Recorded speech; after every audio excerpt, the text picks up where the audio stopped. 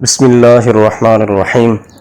خدا کی قسم، جب یہ ویڈیو میری آنکھوں کے سامنے سے گزری تو آنکھوں سے آنسو جاری ہو گئے اور دل و زبان سے یہی جملے نکل رہے تھے، یا رسول اللہ ہم شرمندہ ہیں، یا رسول اللہ ہم شرمندہ ہیں، یا رسول اللہ ہم شرمندہ ہیں۔ خدا کی قسم، تاریخ گواہ ہے کہ اس سے پہلے یزید نے مسجد نبی کے اندر گھوڑے باندھے تھے، وہ گھوڑے اس کی سواریاں تھیں، اور آج تم نے حرم کے صحن کے اندر اپنی گاڑیاں داخل کر دیں اور یہ بھی تمہاری سواریاں ہی ہیں۔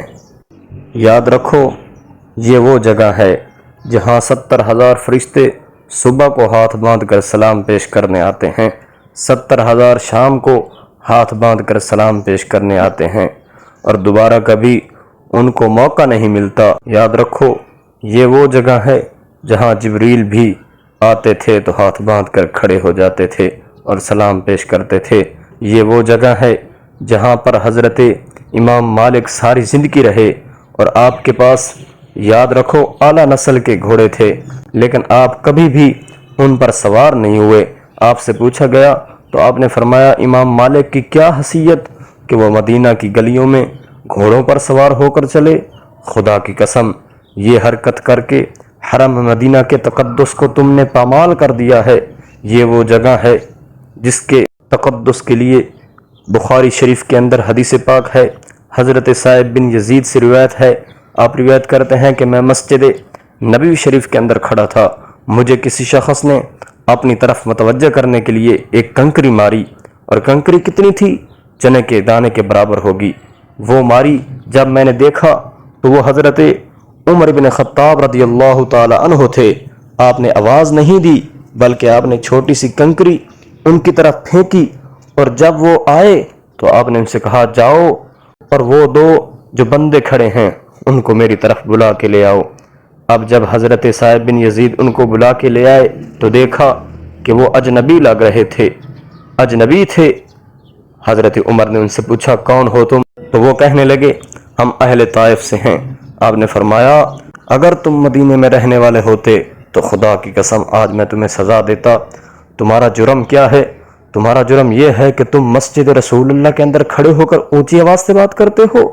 آج تم نے یہ عمل کر کے اپنی تمام حدیں پار کر دی ہیں۔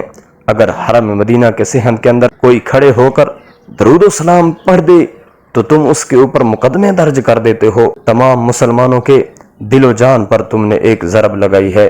یہ پہلی دفعہ نہیں ہے، اس سے پہلے بھی تم لوگوں نے حضور کے گنبد خضرا پر حملہ کرنے کی کوششیں کی ہیں، اور یہ تمہاری کتب کے اندر لکھا ہے، دیکھو اور سنو اس کو۔ سعودی حکومت ڈگمگا چکی ہے، جنہوں نے انہیں مسلط کیا تھا 3 لاکھ مسلمانوں کو شہید کر کے، آج وہ ان سے جاتے جاتے بہت کچھ کروانا چاہتے ہیں، اور وہ ایسی باتیں ہیں کہ کلیجہ منہ کو آتا ہے۔ اب یہ تحذیر الساجد ناصر الدین البانی کی کتاب ہے، ان کا امام ہے وقت کا، مر چکا ہے۔ اس میں ہمارے آقا علیہ السلام کے روضہ پاک کے لحاظ سے اس نے کیا لکھا ہے؟ کہتا، کیف ظلت هذه الظاہرة الوثنیہ قائمة حتی فی عہد دولت التوحید رأیت حین زرت المسجد النبوی، جب میں نے مسجد نبوی کو دیکھا اور وہاں شرک ہو رہا تھا، هذه الظاہرة الوثنیہ، کہ ظاہری طور پہ بت پرستی ہو رہی ہے، ماشاءاللہ، اور وہ بھی کہتا ہے توحید کی حکومت میں، تو پھر کہتا ہے یہ بت پرستی مسجد نبی شریف سے ختم کی جائے۔ کس طرح؟ فالواجب الرجوع بالمسجد النبوی الى عہدہ السابق وذلك بالفصل بینہ وبین القبر النبوی بحائط یمتد من الشمال الى الجنوب بحیث ان الداخل للمسجد لا یرا فیہ ای مخالفہ۔ کہتا ہے کہ توحید تب قائم ہوگی کہ مسجد نبوی شریف سے اللہ کے رسول اللہ السلام کی قبر کو جدا کر دیا جائے۔ دیکھو ان کے کرتوت، ان کا تھنک ٹینک، ان کی کتابیں، کہتا یہ واجب ہے کہ مسجد کو پہلی حائط میں لایا جائے، کس میں؟ کہ جس طرح سرکار کی ظاہری حیات میں مسجد میں کوئی قبر نہیں تھی، آج بھی مسجد کو قبر سے خالی کیا جائے اور قبر کو اور مسجد کو جدا کیا جائے، اور یہاں تک تجویز میں لکھا کہ اگر اور کچھ نہیں ہو سکتا تو ایک دیوار بنائی جائے جو شمال سے جنوب تک ہو، قبلہ کی جانب سے دوسری طرف باب فات تک، تاکہ کوئی بندہ جو مسجد نبوی میں نماز پڑھے وہ رب کے نبی کی قبر پہ نہ جا سکے۔ یہ دیوار بنوانے کا مطالبہ کیا، اور ساتھ یہ لکھا اعتقد ان هذا من الواجب على الدولة السعودية وهي الدولة التي قامت على التوحيد حقا، کہ یہ واجب ہے سعودی حکومت پر کیونکہ یہ توحید کی حکومت ہے، تو یہ پھر مسجد میں دیوار بنائے، سرکار کو کوئی سلام نہ کرے، سرکار کے مواجہ شریف پہ کوئی نہ جائے، ادھر جا کے کوئی درود نہ پڑھے۔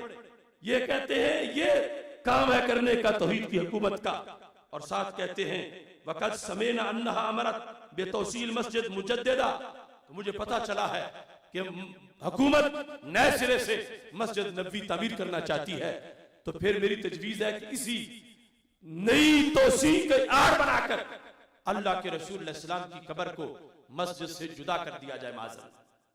اب یہاں تک ان لوگوں نے لکھ دیا، اور یہ تجویزیں بھی آئیں کہ راتوں رات کہیں سرکار کے پیکرے پر نور کو کسی صحرا میں جا کر معاذ اللہ وہاں تدفین کر دی جائے۔ میں تو سمجھتا ہوں کہ ختم نبوت کا سب سے بڑا حوالہ تو وہ حجرہ ہے جہاں سرکار تشریف فرما ہے،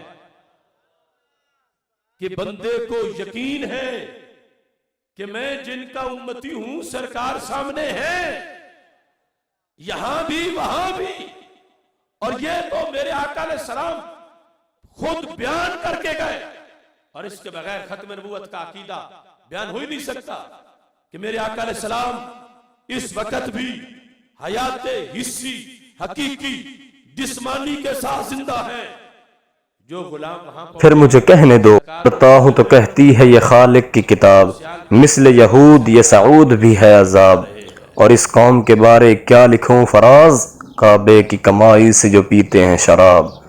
تساں قدر نبی دی نہیں جانی، قدر نبی دی ایک ہی جانن دنیا دار کمینے، قدر نبی دی جانن والے سو گئے وچ مدینے، قدر نبی دی اللہ جانے یا جانے اصحابی، قدر پانی دا مچھلی جانے یا جانے مرغابی۔